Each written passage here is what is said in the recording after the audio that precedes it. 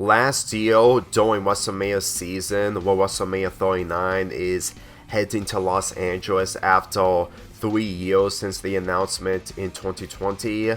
I was planning on reviewing WrestleMania 35 to celebrate WrestleMania, but I wasn't really in the mood, and I did it at the last minute that made me mostly exhausted.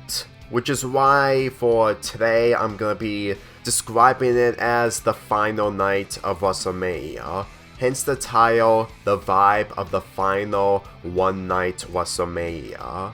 Believe me, I really feel like that thinking about this WrestleMania in particular after almost 5 years, it has aged a lot more differently, not because it was the final one night WrestleMania, but it's also the fact that it did a lot more when it comes to expectations.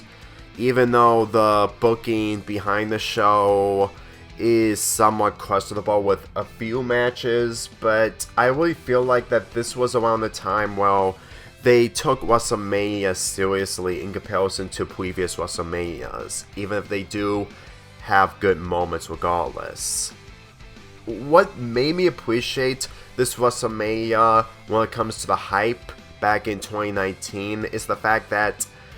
I actually kind of like the arena that WrestleMania 35 was taking place, even though the WrestleMania 29 took place in the same arena, MetLife Stadium. And even though that it's somewhat questionable, the fact that WWE has coming back to the same venues multiple times in stadiums, the MetLife Stadium, it still feels like a brand new stadium since it was built from at 2012, if I remember. It happened in the same decade while this happened in 2019. Not to mention that I was really in the mood for nearly everything, and even though I wasn't attendant at WrestleMania 35, I have to admit that they actually wanted to make this a really special WrestleMania, mainly on making this the longest WrestleMania ever. And this may be a shock to you, but that's really what makes this vibe a lot more interesting, because even though that it's better for a 2-night Mania, which I'm gonna get to later, I feel like that doing a 1-night WrestleMania until it all changes when the pandemic arrived the following year really made WrestleMania prestigious. Because when you really think of how the other Manias were like when it comes to one night, despite being 4 hours, they still tried to make one night incredibly special when it comes to putting in everything and then going all out. Even though that there are bad moments here and there, I really feel like that if one night of WrestleMania is the only way for you to experience WrestleMania that is close to where you live, then it really makes WrestleMania a lot more important in order to make one main event. Even though that WWE have describing multiple main events in this show along with other shows, especially when it came to multiple main events in the last previous pay-per-view / premium live events, I still feel like that they still have the prestige correctly when it comes to the one night WrestleMania format. Especially since that even though that nowadays WrestleMania requires the right people to headline, not really headline, but compete at WrestleMania with only a few not being part of, I'm always getting the impression that WrestleMania 35 and previouses are trying to make everyone have the WrestleMania payday in order to be in an arena in front of more fans than the regular arenas back at the day. Even though that around this time, WWE have been going on Saudi Arabia shows when it comes to the Greatest Royal Rumble and Crown Jewel, and also Super Showdown if you want to count that. At the very least, WrestleMania really still felt like the main show that people really wanted to be part of because of how big it is. And even though that during that time it just isn't as big as it was with Undertaker's streak ending at WrestleMania 30, and the fact that there were a lot of bad moments that really overweigh the good. I really feel like that this show tried to redeem on being a really good WrestleMania when it comes to describing it as the showcase of the Immortals. Every time I think about this WrestleMania, I just can't be able to look at the bad completely without the good happening here and now. And even though that people wanted more from this show when it comes to the white people competing at the show, mainly Asuka as SmackDown Women's Champion, for me personally, it wasn't enough for me to see how amazing this show was. Let me be perfectly clear that every time I look at bits and pieces of WrestleMania 35, it really reminds me of how much that this is one of the final WrestleManias that could be either for the better, but for what they executed with, it made me appreciate of how they're trying to make this a lot more important by having every single match on the card have a purpose. Let me be perfectly real with you. The matches that are mostly unnecessary is mainly Intercontinental match of Bobby Lashley and Finn Balor, along with Samoa Joe and Rey Mysterio, considering that Rey Mysterio got injured, which I understand that, especially when the match is cut short, but if you ask me, even though that I can't be able to defend the United States Championship match, at the very least, the motives of trying to make this the longest WrestleMania is literally the main attraction of this entire event that they've been building up for months. I'm gonna be totally real with you that even though that having so many matches for one night can be overwhelming, especially when it comes to the matches on the kickoff, but again, it really feels like everyone should compete. And even though that nowadays there's always WrestleMania Raw, WrestleMania SmackDown, I still feel like that they really wanted this to be a very long WrestleMania and stay as the longest WrestleMania in history. Every time that they try to do something when it comes to the matches, it really feels like that the length of each match really feels like the correct length. Well, not all of them, but I really feel like that the matches themselves really had the best quality when it comes to how the pacing and execution is, for having the perfect cooperation of wrestlers like AJ Styles and Randy Orton, and even Batista and Triple H, who are really old and complete part-timers. And even though it is weird to think that this ended up becoming Triple H's final WrestleMania match with his career on the line, he only ended up having one match with Randy Orton at Super Showdown, and then he ended up retiring at WrestleMania 38. But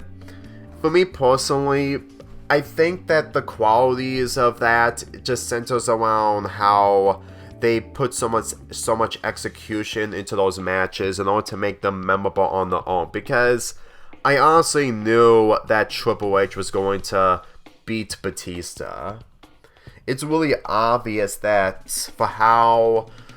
Batista have beaten Triple H multiple times, and he stated at the 1000th episode of SmackDown, well,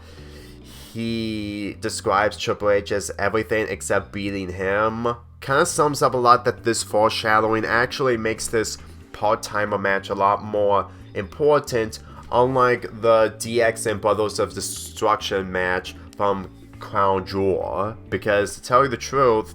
it's honestly amazing to think that this match ended up becoming better, even though that the previous encounters of Triple H and Batista, mainly from 2005, were superior. What I think about this being the final one night WrestleMania, I always think of how the following WrestleManias, after 35, if you time travel back in 2019, would imagine what they would have looked like without the pandemic. Now, I have to admit that the pandemic had really caused a lot of changes when it comes to multiple people and companies, and if WrestleMania managed to be at random James Stadium in front of a capacity, and the pandemic ended up happening right after instead of before, I can guarantee you that they would probably still do the 2-night WrestleMania, but if the pandemic didn't happen, then I'm pretty sure that WrestleMania will remain as a 1-night event, because even before the pandemic happened, WrestleMania 36 was still going to be a 1-night event. And when it comes to WrestleMania 37 for 2021, they still advertise it as a 1-night event. And if you really think about it, when they made decisions on making WrestleMania 37 back to Raymond James Stadium by making it a 2-night event, while still having plans on making WrestleMania 38 and 39 a 1-night event, they probably didn't expect this 2-night event to work. And to be perfectly real, it's not really their fault if they made the changes of making WrestleMania a 2-night event, because it took time for me to get used to witnessing AJ Styles main eventing WrestleMania, because it felt like odd timing. It wasn't bad timing, because the pandemic is mostly to blame when it comes to the COVID-19 situations, but thinking about AJ Styles main eventing 1-night WrestleMania just feels a little off to me, and it took me a while to understand the prestige of it. And all I can think of is that Drew McIntyre main eventing night 2 is really the importance of main eventing WrestleMania. Yeah, this empty arena involving WrestleMania and WrestleMania 36 really put people into a bad light when it comes to how things were like back in 2020 when the pandemic started. Believe me, I really feel like that the following year, even though that they probably wanted this 2-night format to work in front of a capacity, they probably wanted to put less stress into putting so much time into 1 night, to the point that they want to split it up into 2 nights. And to be truthfully real, WrestleMania 37 almost convinced me that both main events, Sasha Banks vs. Bianca Belair and Roman Reigns, Edge, and Daniel Bryan main eventing night 2, really felt prestige when it comes to WrestleMania main events. And the reason why is because they actually put quality into those matches, and not to be rude, but the tape matches or the footage matches that they did in 2020 just didn't convince me that they're main event worthy. Not to mention that for how they had to record the multiple shots at WrestleMania 36, it feels like that they wouldn't be able to do it correctly in front of a capacity if they're willing to make multiple changes at the last minute. I mean, if WrestleMania 36, if they really had to do that with WrestleMania 37, then I can guarantee you that people will probably be bored out of their minds by seeing multiple takes and wanting actual wrestling rather than a movie shooting for wrestling. Because that was really what WrestleMania 36 was. I'm gonna be truthfully honest that the 2-night WrestleMania took time for me, and when it comes to 38, when it comes to Kevin Owens versus Stone Cold Steve Austin, I will admit it is prestigious and really good to face off Stone Cold in front of a capacity after 19 years of not wrestling, but at the same time, it really feels like that the build of WrestleMania 38 was really bad, to the point that when it comes to expectations, it just isn't the same as WrestleMania 31.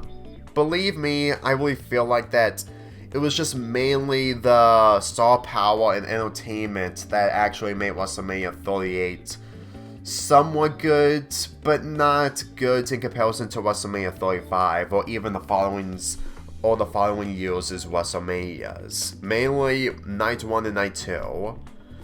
Yeah, I really feel like that the 2-night WrestleMania thing, when it comes to 38, still work, but at the same time, it still made me confused. And when it comes to WrestleMania 39, it actually works because both main events actually feel like main events. And judging of how that Triple H was winning the show, it really made the impression that night one really felt like a WrestleMania main event that is actual WrestleMania main event. It really made me appreciate that the main event of the Usos versus Sami Zayn and Kevin Owens really felt like a main event for the tag team titles. That just sums up that the creativity involving the main events of WrestleMania 39 have improved over the previous WrestleManias, especially when it comes to the main event of WrestleMania 39, where Cody Rhodes lost, which people have mixed opinions on, but considering that we're ending up getting a rematch between the two, there's a possibility that we might be able to have another moment that really feels like a really good two-night WrestleMania main event. Because to tell you the truth, the second night of main events of WrestleMania aren't really good. Like Drew McIntyre's match against Brock Lesnar was short. And while the triple threat match is the best one out of them all, at the same time, you can make the argument that it could have been a lot more better if Daniel Bryan wasn't part of it, but then again, it was before Daniel Bryan left WWE. Brock Lesnar versus Roman Reigns, obviously, it sums up a lot that they're really trying to hammer in on the quality of making WrestleMania 38 a lot more glorified when it comes to stupendous, which really got annoying really fast. And to be perfectly real with you, I just feel like that The Rock should have faced off Roman Reigns at that WrestleMania rather than Brock Lesnar, because that would have made a whole lot of sense of labeling it as the biggest main event of all time, even if it may be exaggerated.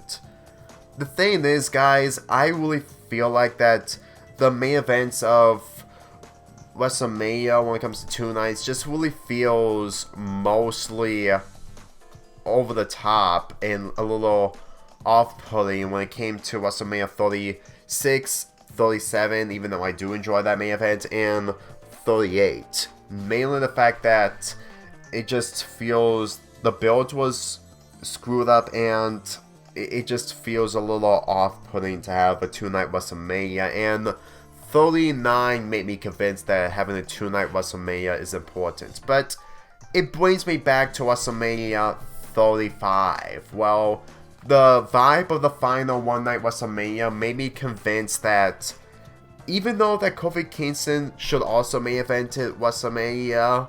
they still wanted the whole women's revolution to main event WrestleMania when they were building up the women's revolution. Trust me, there's no avoiding the women's revolution at this point, considering that Ronda Rousey,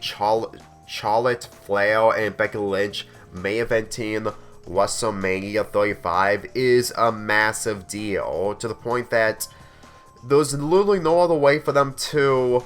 have other women to main event WrestleMania 35, because for me personally, these three women, mainly the two who are the horsemen of the women's division of WWE,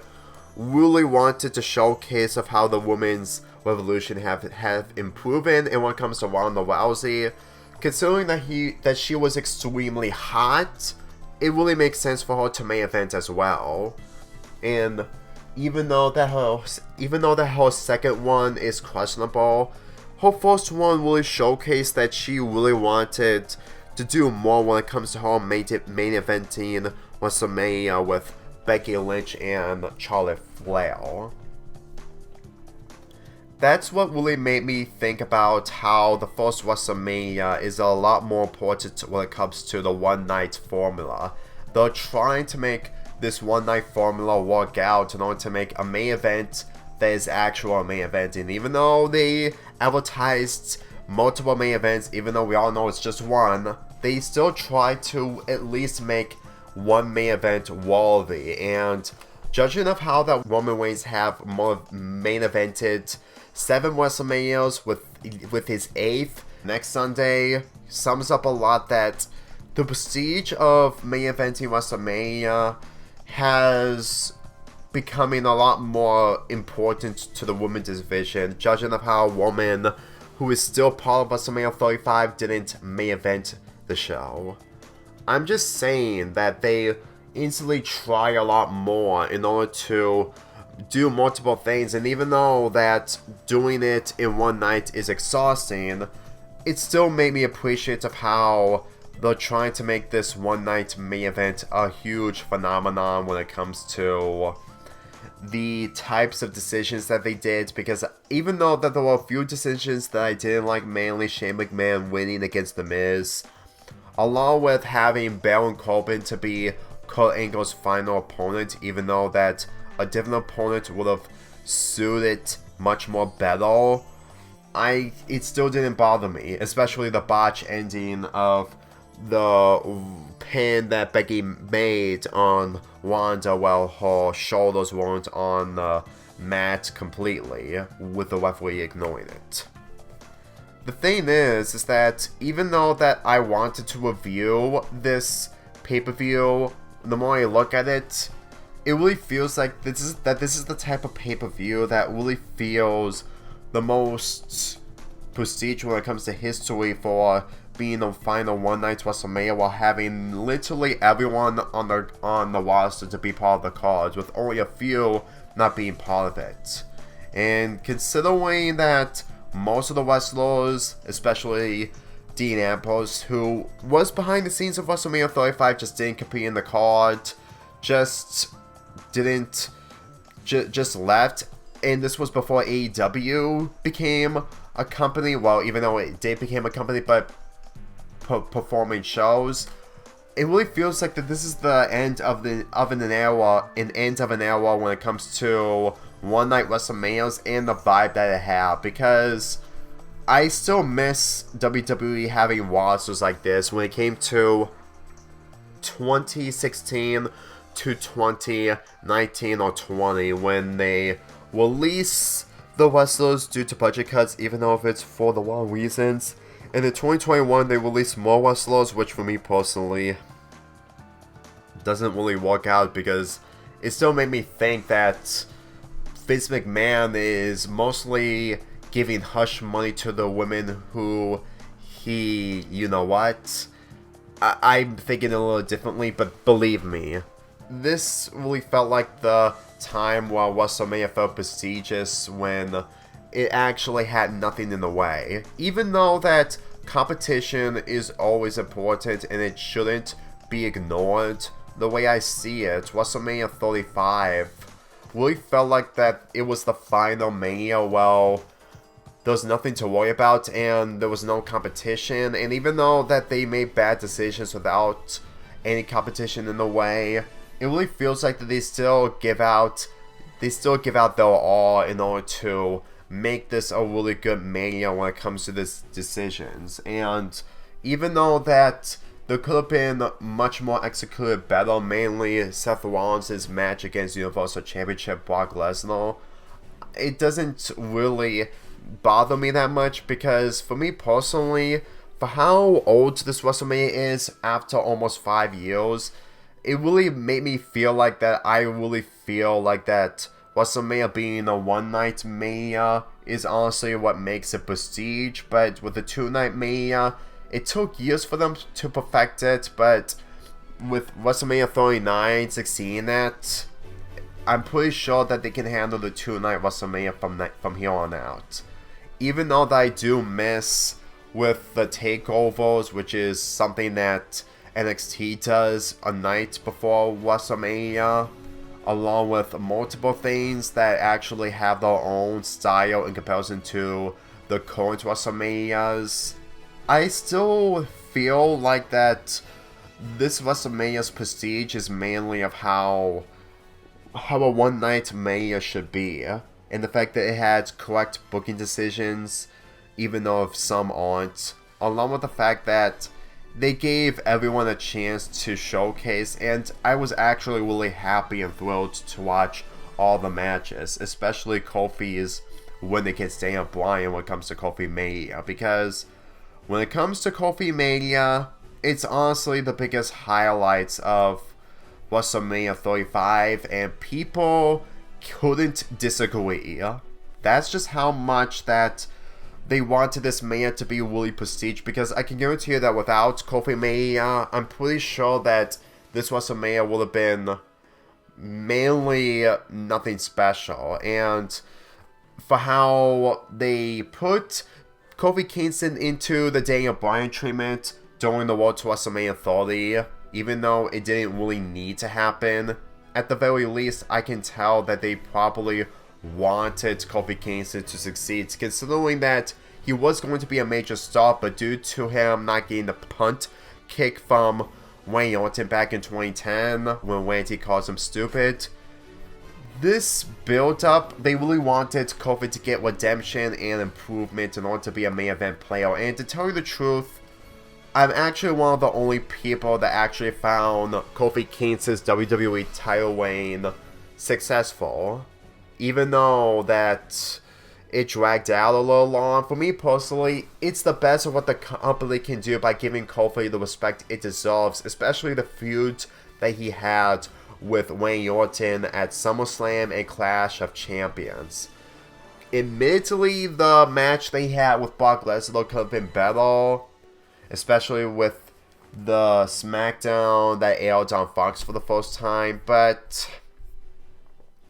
it really didn't damage his momentum. Like, even though he's not really good at performing Royal Rumble moments anymore, whatever I think about it, they seriously wanted to showcase on who Kofi Kingston is capable of when it comes to having a WWE Championship match, which leads to Big E winning his championship by cashing in on Bobby Lashley in 2021.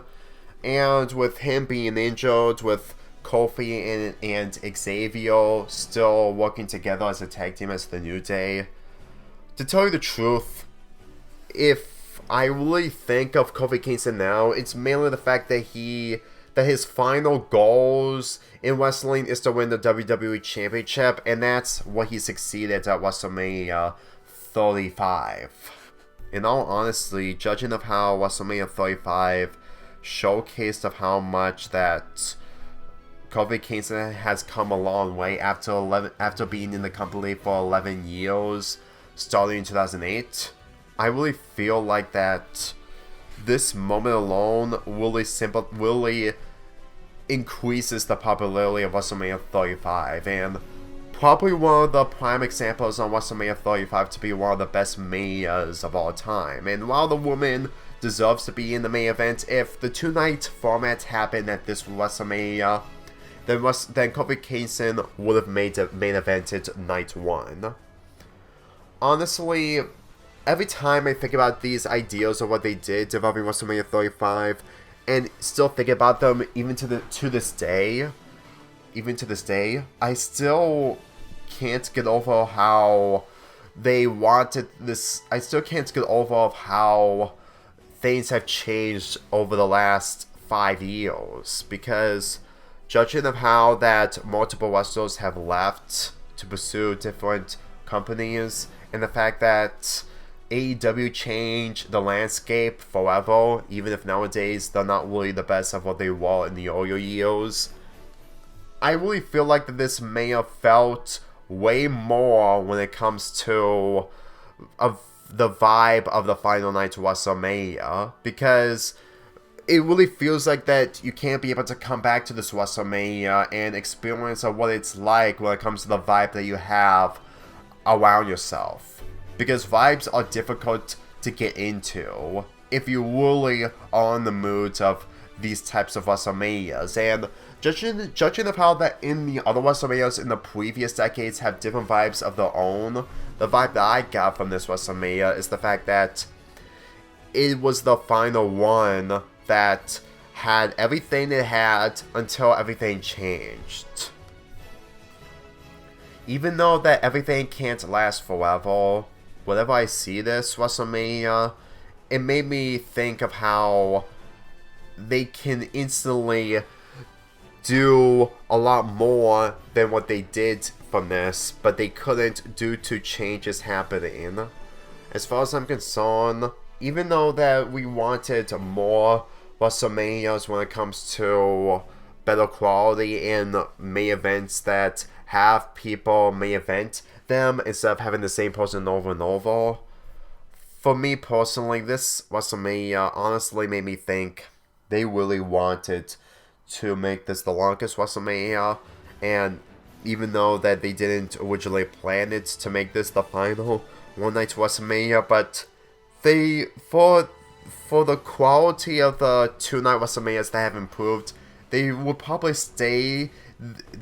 keep this as a one night main event, the one night WrestleMania, for the sake of having the prestige on making this the longest WrestleMania.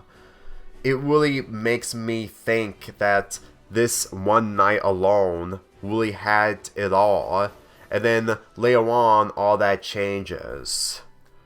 Granted, nowadays WrestleMania is going to improve when it comes to Triple H being in creative while Vince McMahon is no longer part of WWE, including TKO, and I can guarantee you that WrestleMania 40 will be a huge improvement over WrestleMania 39 when it comes to matches like Roman Reigns versus Cody Rhodes. But we could probably expect the unexpected, because you never know what's going to happen at WrestleMania 40, especially since that Roman Reigns could still retain. Especially since that he is still Universal Championship, and with the information, if he loses the championship, the Universal is officially gone, which, if he does lose, it won't happen anytime soon. Maybe later this year or so, or the following year, depending. I might make a video involving the Universal Champion, because I was planning on comparing Brock Lesnar's title reign towards Triple H when it comes to the Reign of Terror, but it was one of my earlier ideas that was 5 years ago, back in late 2018, and it wasn't really a good idea because I was just not really invested completely, and I just didn't have the motivation. All I can say is that with WrestleMania happening next Saturday and Sunday, give this WrestleMania a chance, and if you really feel like it, watch the kickoff matches, because this really feels like the prestige of the final one night WrestleMania, along with the vibe that it had behind it. And even though that I didn't describe a lot, especially properly reviewing it like I wanted to last year, but believe me, I really feel like that the vibe that I have on this Mania is still here with me, and I really feel like that with it being gone, it's for the best. And when it comes to the 2-night WrestleManias, it improved and it redeemed themselves in order to make WrestleMania much more better for more people who can't handle one night. But for me personally, I'm not one of those people, because I'm mostly a sucker of one night WrestleManias, including WrestleMania 32 that I actually enjoyed, even though it's not really a good WrestleMania. If I'm gonna give this WrestleMania rating, it would be an 8 out of 10. I would give ratings towards the matches, but to tell you the truth, the title of this video is what's really important, and me describing this Mania is all that matters. I'm gonna be watching WrestleMania 40 next Saturday and Sunday, and I'll see you guys next time.